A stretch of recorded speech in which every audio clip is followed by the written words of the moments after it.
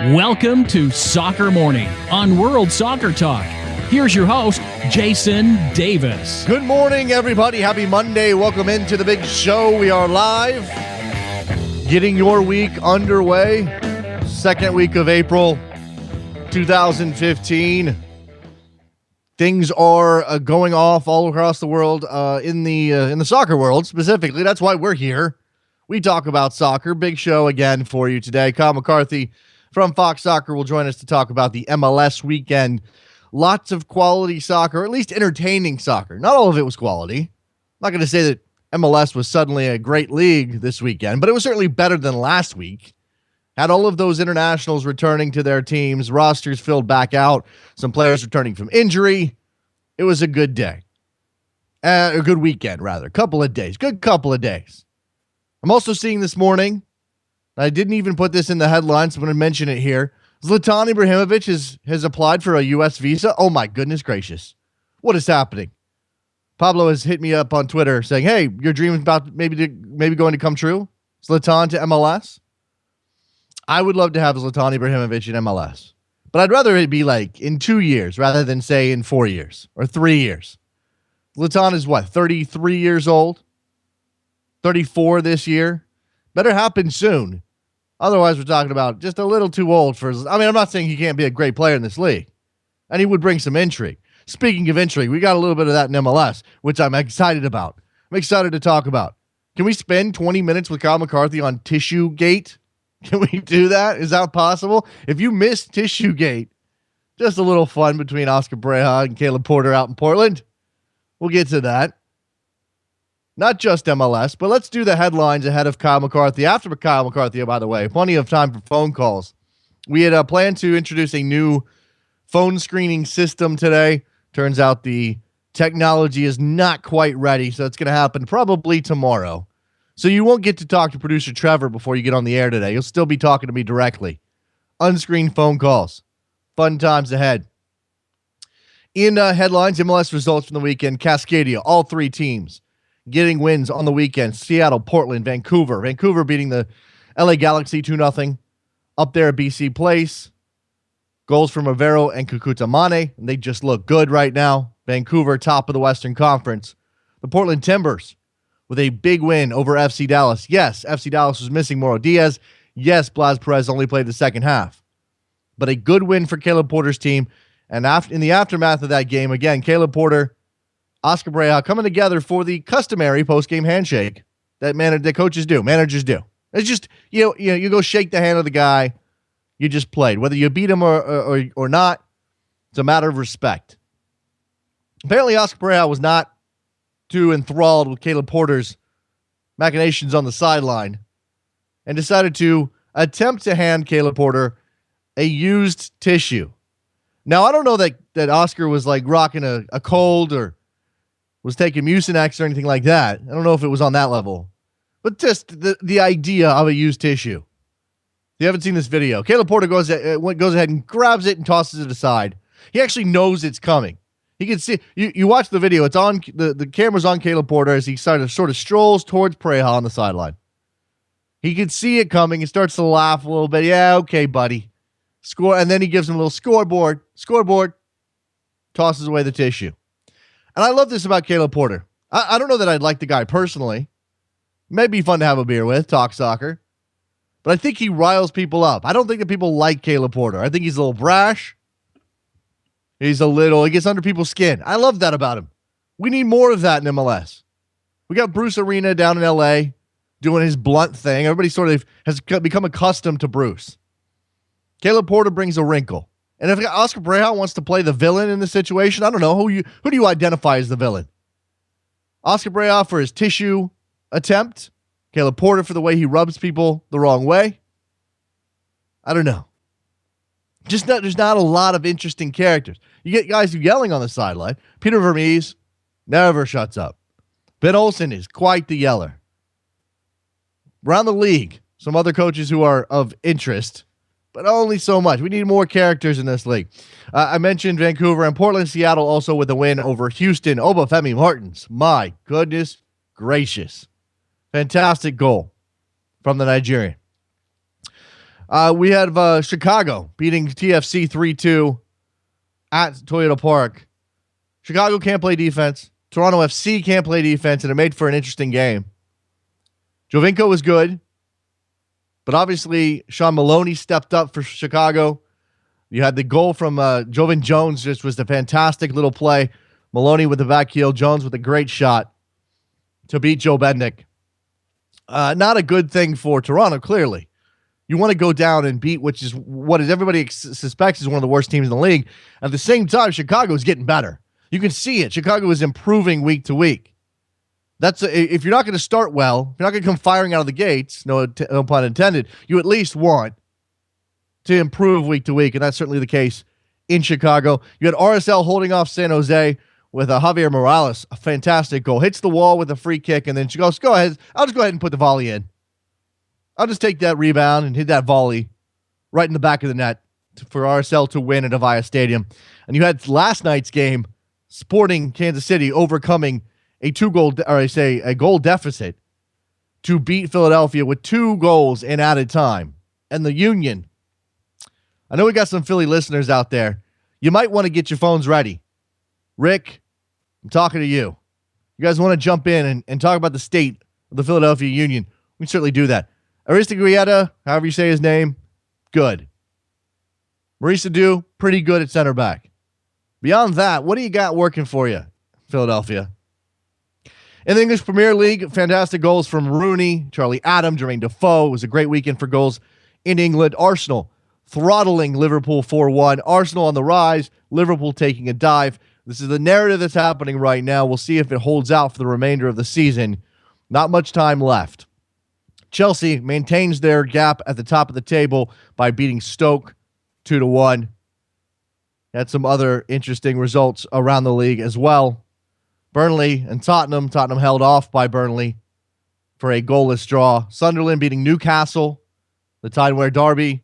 That's the Defoe goal. Fantastic from them. Sunderland seems to own Newcastle recently. Everton beating Southampton. Little boost to their confidence. QPR attempting to stay up in the Premier League, beating West Brom 4-1. You do have one game today, Crystal Palace against the title chasers, Manchester City. In Spain, Ronaldo scored 5 times. 1, 2, 3, 4, 5 times. As Real Madrid destroyed Granada in La Liga. They did not make up any ground on Barcelona, unfortunately, because Barcelona did get a 1-0 win over Celta Vigo. And Jurgen Klinsmann, at halftime of that game at Avaya Stadium, RSL in San Jose, talking about the World Cup creating a hole for the U.S. men's national team. And here's your explanation for why they can't finish out games, guys. Because of the World Cup hangover. When was the World Cup? I'm checking my watch here. That's not going to work. I need a calendar for this. That was a long time ago, that World Cup. Is that what we're going with now? That's the excuse, Jurgen? Okay, if you say so. Let's take a break. When we come back, Kyle McCarthy from Fox Soccer and Inside MLS will join us to talk about those MLS results, fantastic goals, surprising scorelines. Don't go anywhere. Be right back. You're talking too loud. I can't hear you calling.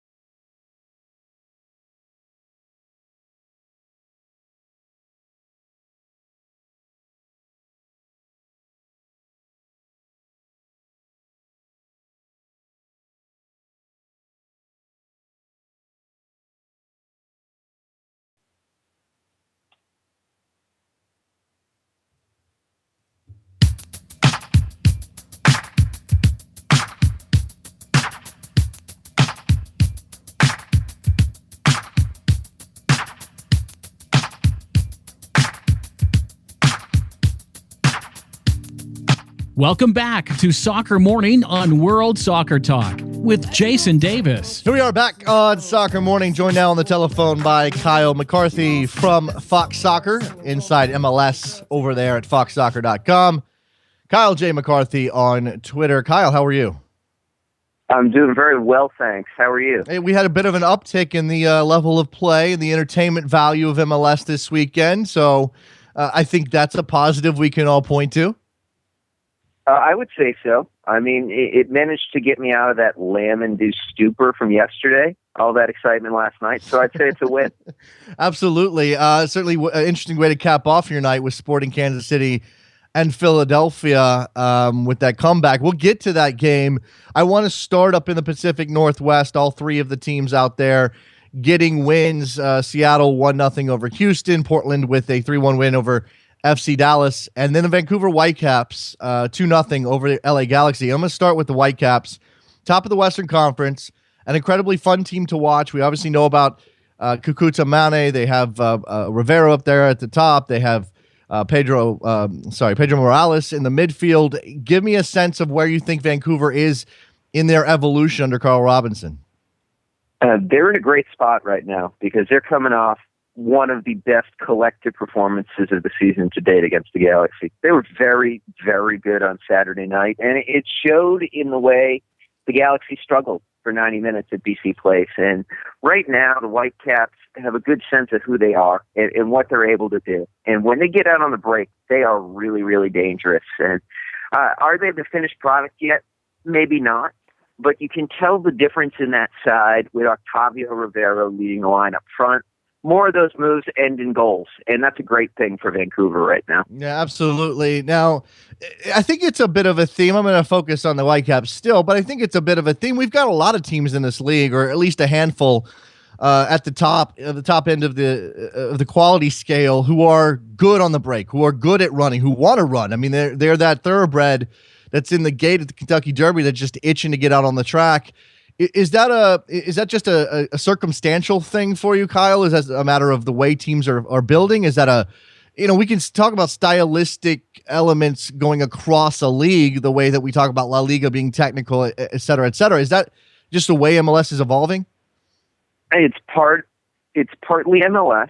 It's partly the evolution of world football. When you look at how teams are set up now, you see a lot of breaks and then counters to the breaks, and then another break to counter the counter. That's sort of how everything is working right now. And I think in MLS it makes a lot of sense because when you look at the teams and the players involved, there's a lot of pace. There's a lot of ability to maybe string 1, 2, 3 passes together instead of 6, 7, or 8. And you've got all the tools to really get out on the counter and be effective. And I think you've seen that early in the season. We've talked about, again, Vancouver and the attacking talent they have with Rivero, Made, and Morales as established starters. You got Mesquita starting right now, but obviously they've got options there in Vancouver with Mauro Rosales. You have Laba and Teibert. Give me a sense of what Matthias Laba and Russell Teibert do in that team and how important they are to getting that team out on the break. They're critical, and you saw that on Saturday because both players put together very good performances. They've had some ups and downs this year, the two of them, but on Saturday they were both very good. They win the ball in good areas, and they make smart, simple passes to get the break started. Because when you're Vancouver, the first glance is always to Pedro Morales, because he has the capability of spreading the field with long diagonals and with intelligent vertical balls. And, when you have guys like Laba and Teibert who are capable of winning possession and then getting it to the guys who can make the difference, that's critical. Let me turn to the Galaxy here for just a second. We've seen Bruce Arena kind of tinker with the midfield, specifically the partner for Juninho. It's Varanen, whose name I'm probably butchering right now, but we've seen Husidic in that position. We've seen Kenny Walker in that position. What is unbalanced for the Galaxy right now, and how are they going to figure it out? I mean, we expect them to be there at the end, Kyle, but for the time being, it doesn't look like this is even close to what they should be. They're trying to get through until Steven Gerrard arrives in the summer. And you saw that with Marcelo Sarvis's exit to Colorado during the close season. You've seen it with the raft of players that Bruce Arena has shuffled through that central midfield department. It's all marking time until Steven Gerrard gets to Southern California. For now, it's certainly a scenario where the Galaxy are going to have to find some middle ground. I don't think they've hit top form at any point this year. I think they've ground out some results, and they've had other nights where they haven't been as good. But the key for Bruce Arena and the Galaxy right now is to find a way to construct service to Robbie Keane. He's not seeing enough of the ball. And when there are opportunities to get him in dangerous spots, the Galaxy aren't doing an effective enough job of combining those 2 or 3 passes to put Robbie Keane into good areas. And you can see Keane starting to get frustrated with the quality of the play around him, and they need to address that situation promptly. All right, let me go down the coast a bit to the Seattle Sounders with a 1-0 win over Houston, and you get a goal from Obafemi Martins, subsequently a red card from Gonzalo Pineda that puts Seattle down to 10 men. Is it fair to try to assess how good Seattle is right now? Because they've been a little rough, and they've obviously had some injuries and some absences. Considering that they played for 10 men with 10 men for more than half an hour? It was an important result for Seattle. I don't think you take a lot from the performance because Seattle did enough to win the game. They certainly did enough to blunt a Dynamo attack that had no variety whatsoever, no thrust from central midfield. So it's a good 3 points for Seattle, and I think it might take a few more weeks for the Sounders to get everybody back, get everybody functioning, and try and work towards something that's a little bit more fluid and a little bit more incisive, like you'd expect. On the other side, Houston down there in ninth place right now, 5 points from 5 games. Owen Coyle, we assumed he was going to have an adjustment period. That's essentially the same team they played last year under Dom Kinnear. What is it that Houston doesn't have? You mentioned that midfield thrust. How can they fix that if they've got a roster that's pretty established? I don't know that we expect them to go out into the market anytime soon. There's not a ton of flexibility given the salaries that the Dynamo have currently. But I would say that the most important thing for the Dynamo is to stop leaking goals. They have a tendency to give up poor goals. I think you saw that on Saturday. Owen Coyle pointed it out in his post-match remarks. They've got to stop giving away bad goals. And that's the foundation for everything they do. I think they'll be a little bit better going forward as the season progresses. They certainly have some talent there. They've got some guys who are capable of scoring goals and creating them. But the first thing for them is they've got to get it sorted out defensively to cut out some of those errors. Well, I'm looking at the way that they lined up, Kyle, and we know that these things are fluid, and I didn't actually get to watch much of that game, so you'll probably have to correct me if I'm wrong here, but it looks like they're playing Rico Clark fairly high up the field. That's not going to be his best position. If you're relying on him to be the guy to get the ball out wide to Davis or Garcia or up top to Giles Barnes, that maybe not be the most. I'm not saying he can't get the job done occasionally, but he's certainly not most effective there.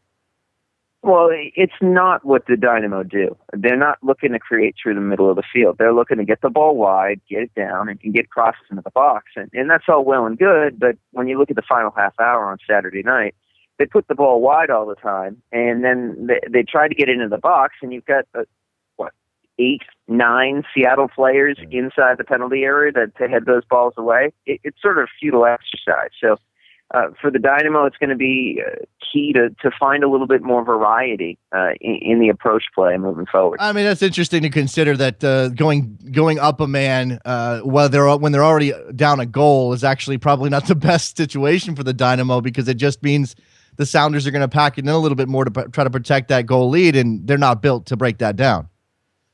Yeah, and that's what it is, and that's the sort of situation where you look at Houston and you wonder what might have happened if Alex Lopez had panned out. Sort of a more creative figure, the type of guy who, at least on paper, was supposed to be able to break down opposing defenses through the middle.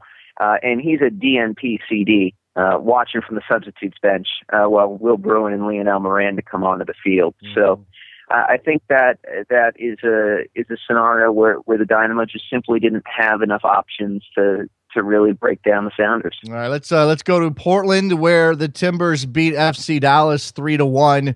A needed performance from the Timbers. They didn't take on a fully fit and healthy FC Dallas team. We had the tete-a-tete afterwards over the tissue, which maybe I'll get to. But in terms of the Timbers' performance, what are the takeaways? What did they do right that actually gives them hope moving forward that this is going to be different than last year? I thought they were just solid from back to front. I thought they put together a pretty complete performance, and they really needed it. They hadn't been good through the first month of the season, and for them to assemble that sort of display, to get the 3 goals, and to really brush aside an SC Dallas team that wasn't very good on Saturday night, I think it's a good step for the Timbers. I think there's still a lot of work to do in Portland, but I think they did enough on Saturday night to offer some encouraging signs. Now, obviously, FC Dallas had started very well and was in first place until this weekend. Apparently, Oscar Pereira was not too happy with the way Caleb Porter was acting on the sideline or something to that effect, and attempted to hand him a tissue. I'm assuming the message was "Stop your crying." I'm all for this stuff, Kyle, because I think it just brings more interest to the league, and it's fun to have villains and black hats and white hats. But ultimately, should we criticize Pareja for the action? Should we come down on Porter for being a little too vociferous in his complaints? Oh, let's not even let's put that aside. Let's just relish the interaction between the two. I mean, we can just put that on a loop and just watch it all day. Well, and that's fun. And we need a little bit more fun. Yeah, the first month of the MLS season hasn't included enough fun. And when you look at stuff like that, it's total nonsense. It's total heat of the moment stuff, and you can't really take a lot from it. And you just sort of enjoy it. And I think that's where I fall on tissue game. And look, Porter's got, he's got a reputation now for ticking guys off. I mean, the All-Star game, high-profile All-Star game incident where Pep Guardiola was none too happy with the way the All-Stars were playing against his in preseason Bayern Munich team, which I don't think is on Porter at all. And that was interesting because of Porter's, Porter being an adherent to the style that Pep Guardiola likes to play, at least at the time. Then I vividly remember from, I think it's 2013, the Timbers getting a late winner against the Galaxy, and Porter just gesticulating in the direction of Bruce Arena. So he's got a history of this. And again, people want to talk about class and winning with respect. I don't know, Kyle. I mean, let's mix it up a bit. Yeah, and I think it's a nice change. I think it's intriguing for me to watch. Certainly, sitting at home, it's what 12:30 Eastern when that game's coming to a close, and you're winding it down, and all of a sudden you just see a little tete-a-tete between the two managers, and that's a nice way to end the night. I thought it was a little bit of an intrigue. Yeah, when it comes to Caleb Porter, I think my Fox colleague Alexi Lawless said it best last night, and you can find the clip on at Inside MLS. And he said basically that Caleb Porter is an irritant. Yes. And that's a good thing. Right. And I think that's probably the best way to sum it up. Yeah, absolutely. I'm totally on board with this. All right, let's turn to Chicago's 3-2 win over Toronto. Chicago hadn't been very good to this point in the season. Sean Maloney hadn't been very good to this point in the season. I think the bright spot was Harry Shipp, but you wondered what Frank Yallop was actually doing there in Chicago. Now, they still are not a good defensive team, Kyle. It was clear. And give Jovinko credit and TFC credit for some of the things that they did. But to score 3 goals, and Toronto FC is not very good defensively either, to score 3 goals and win that game has to boost the confidence. And to see Sean Maloney play that well has to boost the confidence of the Fire. It was an important win for Chicago. I think you get a second one on the trot. You continue some of the positives, and you get Sean Maloney firing. That was a game with a lot of bad defending for both teams. Just some really ugly stuff in the defensive third. But for the Fire, you get 3 goals. You get Sean Maloney on the board, and you really start to find the essence of that team. Frank Yallop struggled in that first month of the season because he couldn't get all of his players on the field. But if you look at that lineup on Saturday, it's a lot closer to where he wants to be. He's got David Accam firing on the left, running at people. He's got Sean Maloney scheming behind the lines, trying to get plenty of supply up front. And that's better for the Fire, and it's a good step forward for him. Yeah, we got a couple of games, just very, very briefly. DC United getting another late winner against Orlando. Orlando's biggest problem is they just don't have anybody at the front of that line to help Kaká. That's absolutely true, and DC United had Orlando City set up for the rope-a-dope for about 40 minutes or so, and then Luis Silva finally completed it. Yeah. So Orlando City needs to find somebody who can score goals. It's as simple as that. I looked at their roster, Kyle, this is very briefly. They don't have their roster is 21, 20, 19, 20, and then they have a 27-year-old who I don't know anything about. And that's it. And none of them are goal scorers that you can point to a good record. So it's certainly going to be a problem in Orlando if they can't find somebody to score goals for them. RSL beats San Jose 1-0 at Avaya Stadium. Javier Morales with a great goal. And I'm just going to ask you specifically about the way RSL is playing as opposed to the Jason Kreis era. Cassar has made some changes. Are they going to be as effective in that 4-3-3 that they're playing as they were in the Diamond?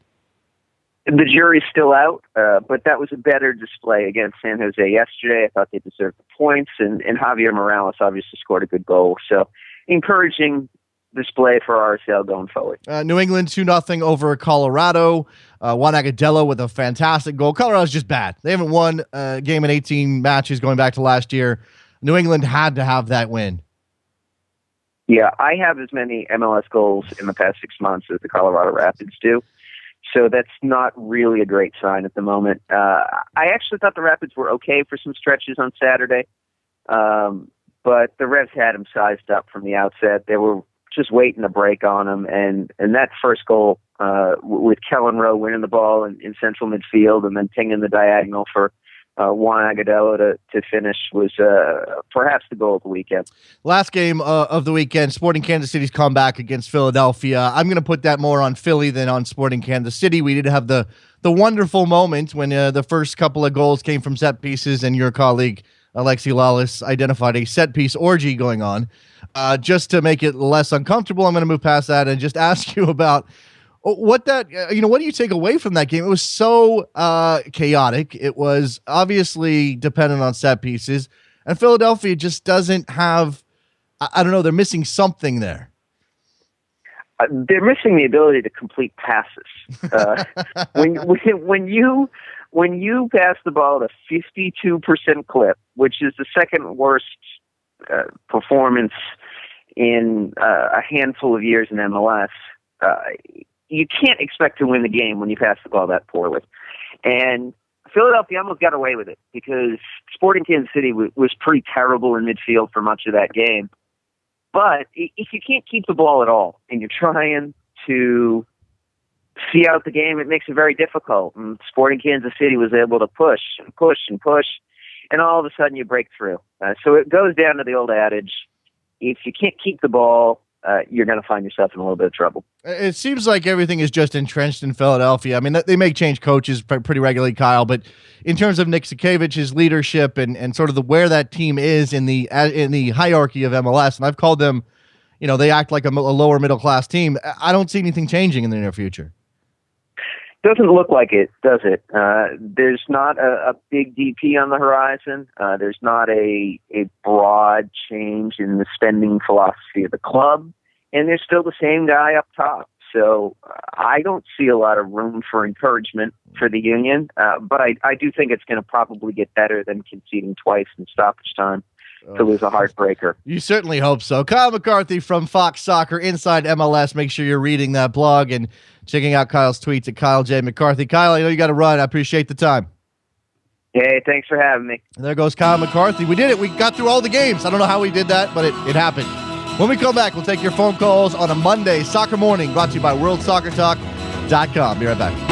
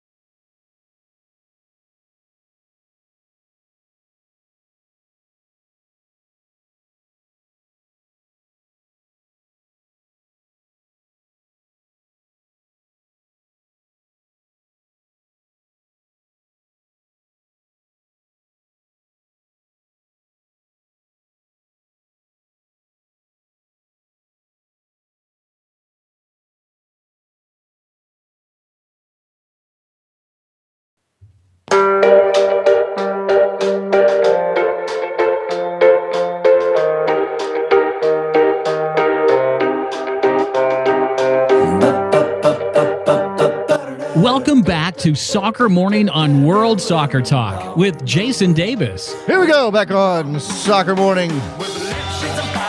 What was your highlight of the weekend? Was it Sporting's comeback over Philadelphia? Was it Real Madrid dropping 9 goals on Granada? Was it Marseille's Tifo, which is getting a lot of run out there? Was it Arsenal crushing Liverpool 4-1? Was it Wayne Rooney's goal? Was it Jermaine Defoe's goal? Was it Charlie Adams' goal? Was it any of the goals? Javier Morales scoring a fantastic, Juan Agudelo scoring an amazing, Obafemi Martin. What was your highlight of the weekend? Hit me up, 347-756-6276. Maybe you have something off of my radar. You guys know there's only so much soccer that you can possibly watch. I have my little areas, mostly what's on the television and easily accessible. I should be watching a little bit more Liga MX. I fully admit to that. I don't normally navigate my way over to continental Europe that often, but there is some interesting things happening there. 856, you're on the air. Foundation. Who's this? It's JT. I'm a Union fan. I'm going to tell you right now. The low light of my weekend was that Union catastrophe. Okay. Yeah, you want to go in that direction? If you're a Union fan, you can't possibly have a highlight. It's got to be low lights. No. I mean, for the first 85 minutes of that game or 90 minutes of that game, you're probably like, hey, this is pretty good. We're going to shock Sporting at home, although Sporting hasn't been that great at home over the last couple of years. But you probably thought, hey, we're going to shock them at home. Yeah, we're not playing very well. We can't pass the ball at all. But, hey, whatever. 3 points is 3 points. And then, ouch, man. Yeah, that's actually exactly how it felt, especially since Colorado hasn't scored a goal and they have more points than us. Here's a question. Yeah, that is pretty amazing. Here's a question for you, JT. How amazing would it be? And I'm not advocating for Philly Sports Talk Radio to get in on the Union business because that would steal from me. But how amazing would it be if Philly Sports Talk Radio actually cared about the Union and opened up their phone lines to people who wanted to talk about the Union? That would be some of the best radio ever, I think. Oh, 100%, because you'd have, the people who blame Curtin, you have people who blame the goalie, Rice, and I think there's only one talk show in Philly that has the Union coverage. I think there's only one. I'm pretty sure there's only one. Look, and those old school sports talk guys, even the younger guys, they revel in their, I don't give a crap about soccer. Nobody cares about soccer. And that's fine. We have our niche. We live over here on the internet. I'm cool with that. We got Sirius satellite radio if you really want to go in that direction. There's other things that you can park. Plenty of podcasts out there. That's why we have phone lines. So you guys can call me and get it all out so you don't have to call WIP or whoever is in Philly anymore. I don't even know who's in Philly anymore. Mike on Twitter, the Philadelphia Union culture is damaged beyond repair. The only remedy is removal of the ownership. Now, when he says that, I'm going to ask you since you're here, does he mean Nikki Sachs or does he mean Jay Sugarman, or do you think it all needs to go? I think everything needs to go. I think he needs a total makeover. Total makeover. All right. Well, appreciate the phone call, man. No problem. Rick in Philly, let's just keep it rolling. Little Union chat. What's going on, Rick? Actually, I was calling to talk about Ajax Utrecht. No, you weren't. No, you weren't. I know. I wish I was. I know you care about Ajax a lot, Rick, but come on. You weren't. The only redeeming thing, I swear to God, about last night was that it wasn't Brian Carroll's fault. He did have some bad moments, though, and I know you are particularly unfond of one Brian Carroll. Well, no, seriously, think about the fact that the game was so bad on so many levels, with so many players contributing to the absolute implosion, unseen since the beginning of the universe, that Brian Carroll was not one of the lowlights of that game. By the way, I just mentioned Philly Sports Talk Radio, and if they cared about the Union, I would be out the callers. I'd be out you and JT and everybody else who might call in to talk about the Union. Tony Bruno has tweeted about the Union. Luckily, it's opening day in baseball for the Phillies, so I imagine I can still get most of that soccer interest away from Tony Bruno, whoever's on I don't know, when is Bruno on WIP? I don't even care. Whatever. Afternoon, but it's him and some. You don't even care about the other guy. Trust me. No, it's good God. you know, Jason, you know my taste in soccer, so you know that the passing stats that Kyle brought up are particularly painful to me. But you also know I am a very, very devout person. I'm a very devout Catholic, and I find it far easier to believe that a man rose from the dead than that there will be any substantial change in the union's philosophy under this ownership group. Well, there you go. I don't think it gets any worse than that. I don't think it. I mean, look, if you had a recipe for fixing, and look, I mean, the part of the problem here, Rick, is there are only so many things you can do within the system that exists, and unless the ownership is going to just start dumping some money into this team, and I'm talking about Red Bull money, Galaxy money, Seattle Sounders type money, I don't know what the fix is. I don't know. You as Mike says, you could be poor if you're smart, and you could be stupid if you're rich. But it takes a special kind of suckage to be stupid and poor. To quote Rounders, to paraphrase Rounders, if you look around the table and you can't see Chivas USA, guess what? Wow. The shame of it is that the Philadelphia Union is in a league where it's incredibly easy for teams to turn themselves around. Incredibly easy. In one off season, you can go from being a has-been to being, in the running for MLS Cup, and they're never going to do it because they don't have the tactical intelligence, they don't have the strategic intelligence, and they don't have the money. And they need one of those three things to succeed. All right, Rick. Go ahead. Yeah, I'm just I'm honestly reaching a point. I mean, at some point, it stops being fun to be upset about it, and it just starts getting disgusting, and it's rapidly approaching that point. Rick and Philly, I appreciate the call, man. I will say this. No team in MLS that I can think of has burned through more goodwill and positive capital simply based on their fan base and what the Sons of Ben did for that city when it came to soccer than the Philadelphia Union. They took all of those good feelings and all of those good vibes and, hey, look at this great group of people that we have that essentially willed a team into existence, and we have burned it all. They have burned it all, and it's like they're dancing around the fire wearing pagan costumes and chanting. And, again, you put it at the feet of Nick Sakiewicz, and to a lesser extent, you put it at the feet of Jay Sugarman. And you say, what is wrong with you that you can't figure out how to make this at least competitive? Not even, hey, we're never going to compete with New York or NYCFC or LA or Seattle. We don't have that kind of income. We don't have that kind of revenue. We don't have that kind of backing. Fine. You don't want to go spend Clint Dempsey money or Thierry Henry money or Robbie Keane money. Fine. Don't do that. But take a look. Look what DC United did last year. Did anybody think that DC United was a great team? No, I don't think so. And ultimately, they flamed out in the playoffs. And you kind of could see where the cracks were. But throughout the season, because they had good leadership in Ben Olsen, I know the previous year was terrible, but that was what Rick was just pointing to. You can turn it around from one year to the next, and Philadelphia has not figured out how to do that. Mike in Philly, what's up? Yeah, I'm just piling on. I don't have much to add, but I just need to, I don't know. I tweeted at you earlier, I need a therapist or something. This is just unbearable. It's unbelievable. And there's no way out. I know Tannenwald keeps talking about, the Sons of Ben need to make a statement. And I've been a Sons of Ben member since 2009. Let me tell you, they're not going to make a statement. I hate to say it, but it may be time that some sort of new supporters group opens up in Philadelphia and starts speaking out vocally and anti-front office.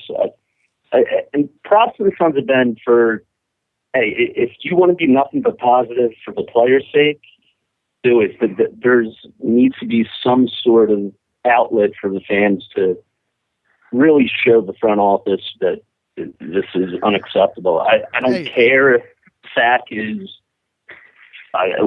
people want to say he's not ever going anywhere because, the team started on his American Express card. Yeah. I don't care about that. He needs to be held accountable. There's no scapegoats left for him. No, I agree with that. Thanks for the call, Mike. I got to move on. Let's go to 208. You're on the air. Hi, Jason. Hi. I am a new Rapids fan, but I just had to move to Ohio. Am I a horrible person if I jump ship and start going, on the side of the crew? Well, if you take a look at your MLS standings right now, Colorado Rapids are in 10th place in the Western Conference. That's last. They have scored 0 goals. Now, they've only managed to give up 2, so that's how they have any points at all, because they've drawn 3 times. But come on, that's abject. I mean, we're talking about. I don't even know. Give me the worst possible. We're talking about LA Clippers before this current generation. We're talking LA Clippers finishing last. I mean, that's how bad they look right now, the Colorado Rapids. Mm-hmm. And yet I am not a fan of jumping ship. I'm not a fan of picking a team and then moving on to another team. If you're new, you might get a pass. And look, live is always going to be, the team you can go see live, or the team you can actually get on television in your local market is always going to trump. You may just come to the crew naturally. So I'm not going to hate on you if you do. All right. Thanks a lot, man. I appreciate it. That's it? You just wanted that advice? Yeah, honestly, that's all I got for now. It's just been so bad that it's honestly painful to watch. I know it is. I know it is. When you can't score, and the best thing about thanks for the call. The best thing about the Rapids right now is Mastroeni's mustache, and that cannot be the best thing about the Rapids right now. If you're a fan, 662, you're on the air. Hey, what's up? Who's this? This is Lawrence. What's going on, Lawrence? I got a bold prediction that I want to make. Okay. Since Philly has been in the league, they've been one of the better supported teams in terms of attendance. They're usually up there, top 5, top half of the league, right? Sure. Yeah. So, but if this current trend keeps up, my bold prediction is that they're going to finish bottom 5 in attendance in the league this year. Well, I can't look. I can tell. I can't imagine Philadelphia sports fans, even if you're from Jersey, even if you travel an hour and a half to get there, I can't imagine Philadelphia's area sports fans sticking it out with a team that cannot get out of their own way, sticking it out with a team that is finding new ways to fail week to week and year to year. I know they have one playoff appearance in their existence. And again, credit to the Sons of Ben for being there at the beginning and pushing that team and making Don Garber stand up and take notice to Philadelphia. But at some point, those people are just going to trickle away. And if the Philadelphia organization becomes, and somebody's pointing this out on Twitter, they're saying something about all they care about is getting groups in the stadium. If they become one of those teams that, hey, let's just sell a block of tickets to the local U11 team and have them come out, and that's great. I want those U11 kids to go watch the game, but I don't want that to be the focus of the team, because otherwise we're not selling any tickets for anybody who actually cares about who wins and who loses. Yeah, I mean, like you said, the Sons of Ben, they're gonna be there down there in the river end, but that's gonna be it. If they have any national TV games, it's gonna look like Chivas USA did their last couple years. It's gonna be bad. Now, the eternal optimist says they might be able to turn it around, but reality says that's not happening. Yeah, we'll see what happens. And look, there's some question over whether or not the Philadelphia fans are the types to stand up and make a point about the leadership of that organization and a change that needs to happen. Philadelphia should be taking their cues from Montreal fans, because when things were really bad last year, they went out, they created a tifo and said, "Hey, we want some change." So who was it? Was it DeSantis that they wanted out? Held up a tifo that said DeSantis out. Bill in Brooklyn, what's up? Hey, Jason. So we didn't have any first division soccer in New York this weekend because the Red Bulls inexplicably were given a bye against Montreal. But in exchange for that, they loaned about 11 of their players down to the USL team. And I watched that game on Saturday. And I don't know if regular USL fans should be pretty upset about this when you could just have 11 MLS, essentially ringers, just go in and they really bossed around Toronto. I mean, 3 of the 4 goals they scored were regular MLS contributors, if not infrequent contributors. I mean, do you think this is something that fans of the Sacramento's or Wilmington's of the league should feel upset about? I think the league needs to make sure that they're very clear, and when I say the league, I mean USL, that they're very clear on what direction they want to go in. I mean, they could be in partnership with MLS, Bill, but if they're not going to attempt to maintain any integrity in their competition over the up and down loans. I mean, you just can't have.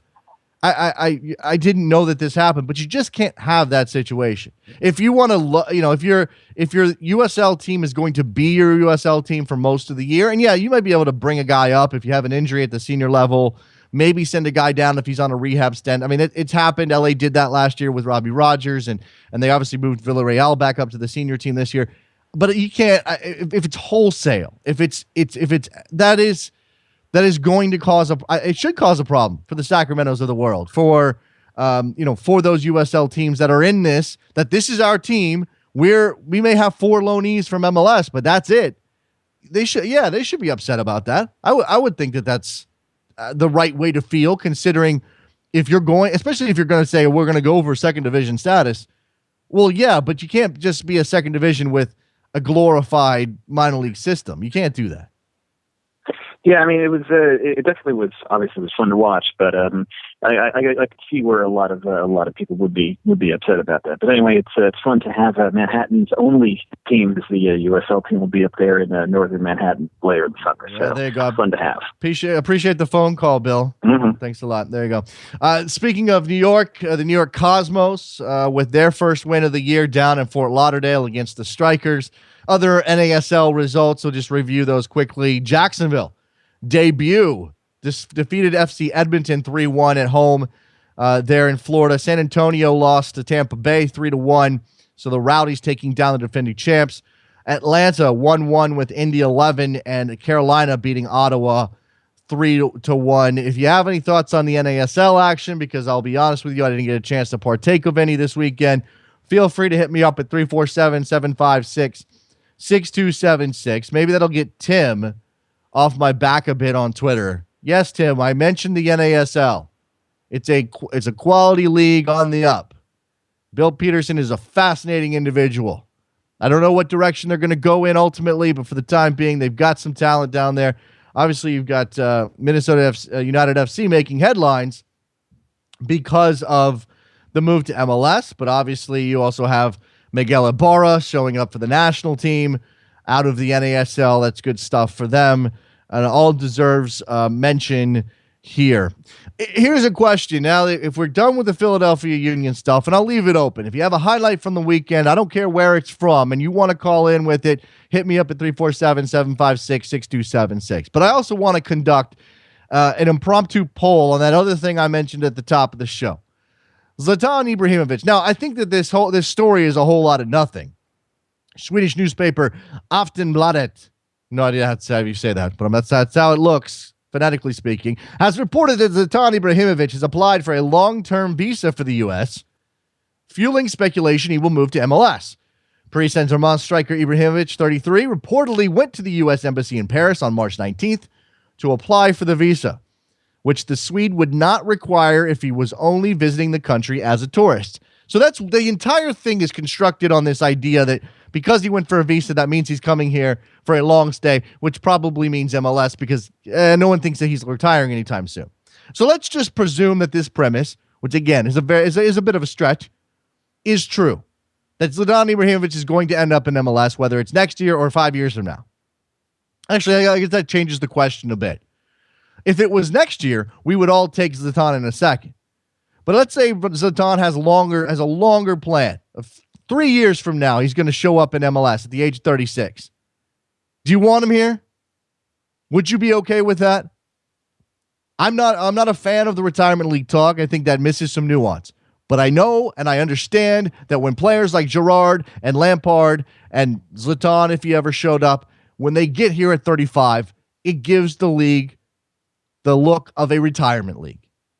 But I also have exceptions that I'd be willing to happily make because I want to see these good players, these world icons, play in MLS because not only would it boost the profile of MLS here and abroad, but because they might still have some magic left in their feet. And I would put Zlatan in that category. I put Didier Drogba in that category, although that clock is ticking, winding down pretty rapidly. Who else would you throw in that? I mean, Cristiano Ronaldo at the age of 38, I'd be fine with that. Washington, what's up? Hey, what's up, Jason? Just wanted to talk about the Ibrahimovic topic you were mentioning. Yeah, if it's 3 years from now, I'm not cool with it if he comes at 36. We need to go away from that, like you mentioned. We're not a retirement league. I don't think we ever were, but, certain people have opinions of that when we first started, but we definitely are not now. Well, it's also, just to jump in here, Washington, it's a matter of you look at it and you go, okay, you would pay, how much would you pay Zlatan Ibrahimovic to play in MLS? $8 million a year? I mean, that's a lot of money. No one's making that kind of money. Maybe Kaká. Maybe he's close to that. But so you would say, all right, we're going to pay Zlatan $8 million. That's what it's going to take to get him to come play here. What could you do with that $8 million? Now, I think sometimes that's a false equivalency. Sometimes those things aren't directly related. You can't necessarily assume that $8 million spent on Zlatan could go anywhere else. But yeah, it's easy to sort of go, well, hey, you could spend that on the academy. You could buy, you could have 4 quality players under the cap for the amount that hits the cap in MLS. Exactly. But you want to know what my thoughts were when I first saw that story? Was the third DP for NYCFC. I really did think that. I was like, wow, maybe this summer maybe third DP for NYCFC. I mean, look, I know City Football Group's got a lot of cash, but David Villa, Frank Lampard, and Zlatan Ibrahimovic all on the same team. Spread it around. Hell yeah. So we can be the undisputed champions. We'll have Supporters Shield and MLS Cup. Yeah, well, it takes a little bit more than that, Washington, and I know you know that. Take care, man. All right, there goes Washington up in New York. If imagine the response if across MLS, if somehow NYCFC secured the services of Zlatan Ibrahimovic to go with Frank Lampard and David Villa. By the way, what was the stat? To mention the NYCFC here for a second, and I know they were off this weekend. What was the stat on Frank Lampard? He's played 109 minutes since January 1st, when he was originally supposed to join NYCFC for the new season. 109 minutes. He's not even a bit player at this point. Now, Manchester City has seen their title chase sort of collapse over the last month or so, maybe more than that. They don't have any cup competitions left. They're out of the Champions. What is left for Frank Lampard to do in Manchester? And the Manchester Derby coming this weekend, right? Do I have my scheduling right on that? Any chance at all Frank Lampard steps on the field for more than 5 minutes in that match? This is not a slight to Frank Lampard. He's still an amazing player. He is still an all-time Premier League great. And if you want to go back and stretch it even further, probably an all-time English First Division great. And yet here he is doing nothing essentially but warming a bench for Manuel Pellegrini when he could be in New York getting acquainted with his teammates ahead of a debut, I don't know, in a month's time. Maybe he wouldn't even need that much. Maybe 3 weeks, maybe 2 weeks. He's obviously pretty fit if he's training day in, day out, maybe not 90 minutes fit. But he walks into that team and he makes them better the second he shows up. And that's got to be the frustration for NYCFC fans. Not that they haven't had a decent start, not that you can't imagine them being okay until he arrives. Maybe he needs a vacation, and he figures, hey, I might as well stay with him with Manchester City until the season ends, and we're not too far from the end of the campaign. Maybe he figures I might as well stay, see it out, and then I could go on a 2-week vacation, Barbados or something. How is that going to go over? I mean, I don't know that he definitely is going to do that. But how is it going to go over? Manchester City has 4 games left. How's it going to go over if Frank Lampard not only missed the start of the season because of that misunderstanding and the miscommunication about whether or not he was actually signed or signed on loan or signed at Manchester, but then he goes on vacation for 2 weeks. If they're winning, if NYCFC is winning, who cares? But if they're not, things aren't going great, and Frank Lampard's off somewhere on the beach getting his picture taken by the English tabloids, how will people respond to that? Tim says, I can't call in, sorry. Ibrahimovic and Ronaldo will both go to the Cosmos. Okay. I'm not laughing because it's impossible. I'm laughing because that's a lot of hope. That's a lot of hope. Brandon on Twitter, just going to hit some tweets here as we get ready to probably wrap up this show. If you want to jump in, 347-756-6276. Fantastic callers today. You got a little bit of time. Your highlight from the weekend and the straw poll on whether or not you would like to see Zlatan Ibrahimovic in MLS. You can hit us up at Soccer Morning if you want to do that as well. Keep that up. If you're a podcast listener and you're not listening live, go ahead and do that. And Lawrence is saying, it was no misunderstanding or miscommunication. It was a flat-out lie, and everybody involved knew it was a lie. Okay, that's true. I gave them the benefit of the doubt. Daniel in Atlanta, what's going on? Hey, what's up? Good morning. You all right over there, man? Yeah, I'm all right. All right, what's going on? I want to just stick back to this Zlatan talk, if you don't mind. Sure, go ahead. If Carlos Bocanegra is on point, he will sign him for Atlanta. Okay. Los has probably got some French language skills. I imagine Zlatan speaks some decent French, right? Because he's been there. I don't know. Maybe not. Maybe that's the connection. I don't know. Maybe they've run into each. I don't know. How does he do that? How does he convince Zlatan? And I'm not. This isn't me putting down Atlanta, Daniel. But how does he get Zlatan to come to Atlanta? I don't know, man. Atlanta's different than where he's usually played. Shoot, it's not LA, it's not New York, but it'll bring some eyes towards Atlanta if he does come. Me being a Galaxy fan, I would turn my eyes towards Atlanta if they do end up signing a player like Ibra. Do you think, Daniel, while I have you, do you think that it's going to take some big spending on the part of Arthur Blank and some big names to get people juiced? I mean, it's still a lot of season tickets already. Everything's lining up great for 2017. They're going to be in that glittering new building. Whether it's a fit for soccer or not, we'll find out. But is it going to require David Villa, Frank Lampard level names in that team to keep the attention on the club? I don't speak for everyone, but in my personal opinion, I honestly believe that. Okay. Yes. I mean, look. Your town's got a reputation for having fickle sports fans, Daniel. We would love to see them prove everybody wrong, but that's where the fear is when it comes to Atlanta. It's a big town. It's a cosmopolitan town. It's got a lot going for it, but the sports fans don't always show up, even when things are going great. So if that's what it's going to take, I hope Arthur Blank busts out that checkbook. Arthur Blank, I don't know. Like I said, I'm more of a Galaxy fan. I pay attention more to the Galaxy in Atlanta. But I mean, this stuff, if Zlatan is actually going to come to MLS, I'd rather see him come to Atlanta. Sign pre-contract, come here, play here. Bring some eyes towards Atlanta. And then if he ends up leaving, doing like a Beckham thing, it'd be good for a city like Atlanta. Okay. Appreciate the phone call, Daniel. Thanks a lot, man. Yeah. There you go. 301, you're on the air.